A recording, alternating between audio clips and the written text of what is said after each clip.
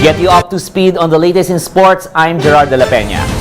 The Rain or Shine Elasto Painters and Magnolia Hotshots each grab wins over the respective opponents in the PBA Governor's Cup.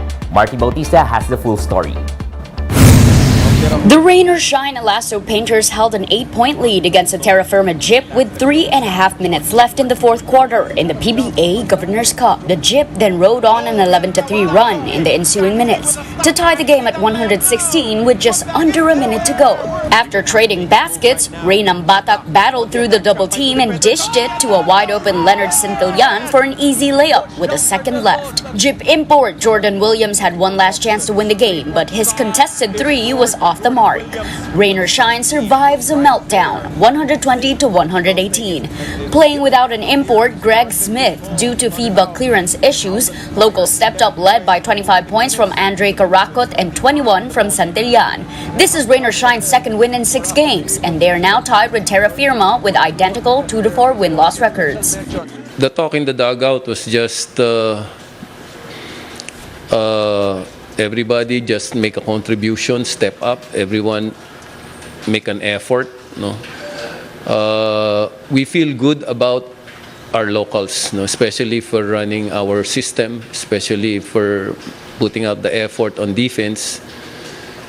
So naramdaman ko rin na na the guys were determined to win. In the second game, the Magnolia Hotshots only had a 1-point lead over the NLEX Road Warriors late in the third frame, 79-78. But a 9-1 run close to the quarter enabled them to go ahead slightly by 9 heading into the fourth. Magnolia sustained momentum and led by as many as 21 points as they took to a 119-103 win. Antonio Hester was stellar for the Hotshots, putting up 37 points and 15 rebounds. He was backstopped by Paul Lee's 18 points and Gio Halalon 17 points and 12 assists. The Hotshots have bounced back after a bad 0-3 start, now winning their last 3 games for a 3-3 record. NLEX meanwhile slid to 4-2. Governor's Cup action resumes today at the Smart Araneta Coliseum. The TNT Tropang Giga are taking on the Meralco Bolts in the first game as we speak, followed by the Barangay Ginebra Gin Kings versus the San Miguel Beermen at 5:45 p.m. Catch the games live on One Sports and TV5. For News 5, Marty Bautista, we are One News. The jersey of Golden State Warriors superstar Steph Curry is still the top seller in the Philippines after the first half of the 2022-2023 season. According to the NBA store here, sale of Curry's merch beat those of LeBron James of the LA Lakers and Luka Doncic of the Dallas Mavericks. Also bestsellers are the jerseys of Jason Tatum of the Boston Celtics and Kevin Durant prior to his trade to the Phoenix Suns a couple of weeks back. Thanks to Curry's enduring popularity, the Warriors also topped the team merchandise sales after the first half of the season. This is the first time since the 2016-2017 season that the Bay got the highest merch sales. Coming in next are the Lakers, the Mavs, Brooklyn Nets, and Milwaukee Bucks. The countdown is on for the FIBA World Cup Asian qualifiers, and members of the Gilas pool are getting down to hard work. Marty Bautista is back with this report. Most of the members of the Gilas Pilipinas pool who are playing overseas have joined last night's practice at the Meralco gym. The team continues to put in work with only a week left before the 6th and final window of the FIBA World Cup Asian qualifiers. Despite the relatively short prep time, 30 Ravenna, one of the B-League boys, believes they can beat both Lebanon and Jordan in the window. We only have 2 weeks. Hopefully that's enough preparation for us to play against Lebanon and Jordan in a good battle, but we'll take it one practice at a time, and hopefully everyone stays healthy and everyone's ready for the window. Besides him and his brother Kiefer Ravenna, Dwight Ramos of Levanga Hokkaido and Jordan Heading of Nagasaki Velka were also present in the training. Heading, for his part, is excited to don the national colors again. This is his first training with the team under head coach Chot Reyes. Heading says there's no bad blood between him and the Samahang Basketball ng Pilipinas after he chose to play in Taiwan despite having a live contract with Gilas. It was sort of just a matter of when the right time was, and what was right for both sides. And yeah, I mean, there's nothing weird, between us or anything like that. It's all. I think we're all happy that we're at this point now. Some PBA players were also present in practice, though they did not participate in full contact training as they prepare for their respective Governors Cup games. Barangay Ginebra Gin King Scotty Thompson says Gilas' coaching staff has been helping a lot in managing their tight schedule. Coming to this window, kailangan lang maging healthy lahat, no? Kaya yung pag-manage nila sa restriction sa practice and players, sa mga key players, sa may mga injury, may mga nararamdaman. So far, maganda naman yung takbo, no? Well managed naman kami. So, yun nga, importante sa amin, healthy kami.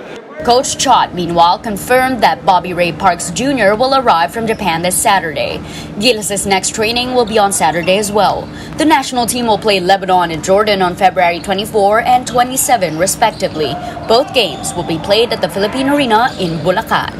For News 5, Marty Bautista, we are One News. More sports stories still ahead after this quick break.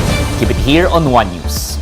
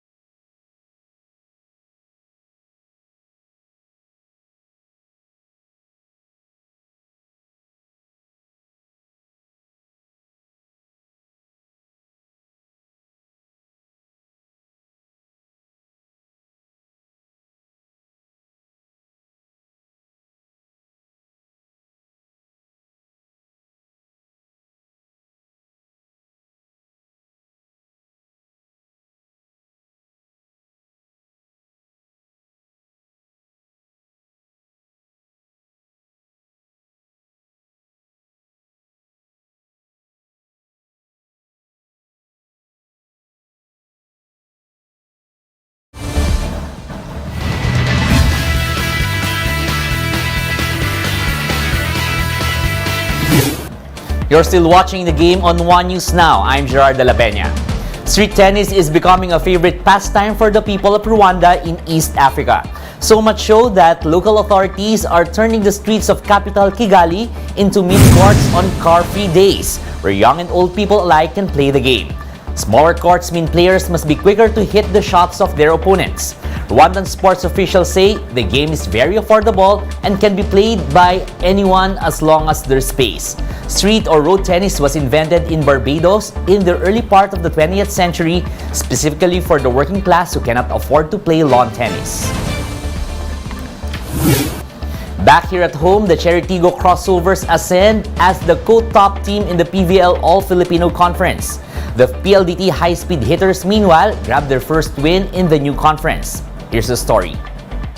Set to not be too predictable. The Cherry-Tigo Crossovers and F2 Logistics Cargo Movers were neck and neck at the start of the first set in the PVL All-Filipino Conference. Not only offensively, but That's until the Crossovers' steady offense came through the final moments of the set, enabling them to have a 5-point cushion at set point. Mylene Paat secured the win with a back throw hit, 25-19. Paat back row. Off speed, cut shot, beautiful play. This was sustained in the second and third frames as F2 had no answer for the combined firepower of Cheritigo. Final score, a clean sweep for Cheritigo, 25-19, 25-14, 25-16. Paat carried the offense for the crossovers with 22 points, while Shaya Adorador and EJ Laure contributed 13 and 12 points respectively. Cheritigo now joins the Creamline Cool Smashers at the top spot of the standings with identical 3-0 records. F2 is right under them with a 2-1 slate. In the other game, the PLDT high-speed hitters and Army Black Mamba were also trading jabs in the first set. But PLDT got ahead after scoring 6 of the next 7 points, 23-18. Isa pa, Del again. Del Palomata capped things off with the high-speed hitters with a quick attack, 25-19. Set 2 was relatively easier for PLDT as they easily jumped to a 10-2 lead and never looked back from there. The third set was relatively closer, but once again, the high-speed hitters made sure to complete the sweep, capped by a hit by Jovelyn Prado and a service ace by Rhea Di Maculangan. Final, 25-19, 25-12, 25-21 for PLDT. Mary Ann Mendrez was the top scorer for the team with 11 points, while Palomata and Prado each had 9. PLDT improves to 1-1 in the standings, while Army slides to 0-2. All Filipino conference action will continue on Saturday at the PhilSports Arena. The Signal HD Spikers will take on the Petrogas Angels first at 4 p.m. followed by F2 Logistics versus Creamline at 6:30 p.m. Catch the games live on One Sports and One Sports Plus. For News 5, Justine Punsalang. We are One News. For the latest in sports, visit our website at onesports.ph. Meantime, the newsday continues later at 4:30 p.m. I'll see you then. I'm Gerard De La Peña. Thanks for watching.